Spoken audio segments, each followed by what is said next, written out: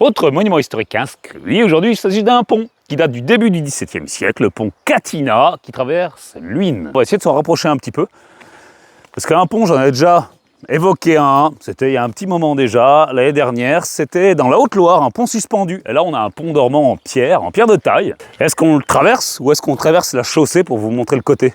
Je crois qu'on va traverser la chaussée. C'est important quand même de montrer les piles. Et là, tu peux voir qu'il y a un véhicule, une Jeep, et on va essayer de faire un franchissement après de ce pont.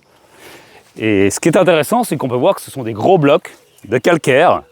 Ici, on peut voir qu'il y a même eu un remplacement. Ici, on a une pierre récente, les joints ont été refaits, donc c'est un pont qui est vraiment entretenu, qui a été construit vraiment au tout début du XVIIe siècle, en fait sous le règne de Louis XIII. Donc c'est quand même vraiment impressionnant, c'est l'un des ponts les plus anciens de l'Orne, parce qu'aujourd'hui je suis dans l'Orne.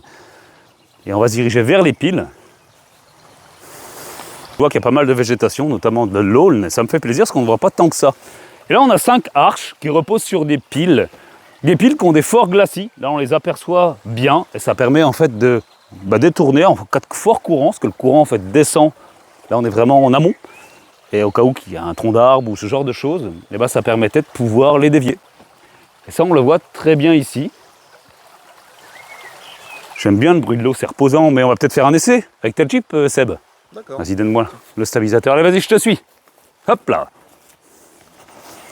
Seb qui m'a accueilli aujourd'hui chez lui.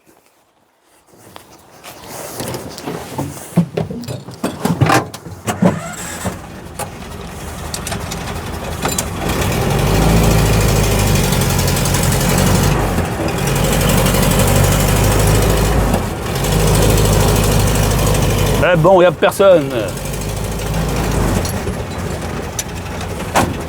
En plus, là, on a mis la capote, le pare-brise, parce qu'il y a pas mal de moucherons.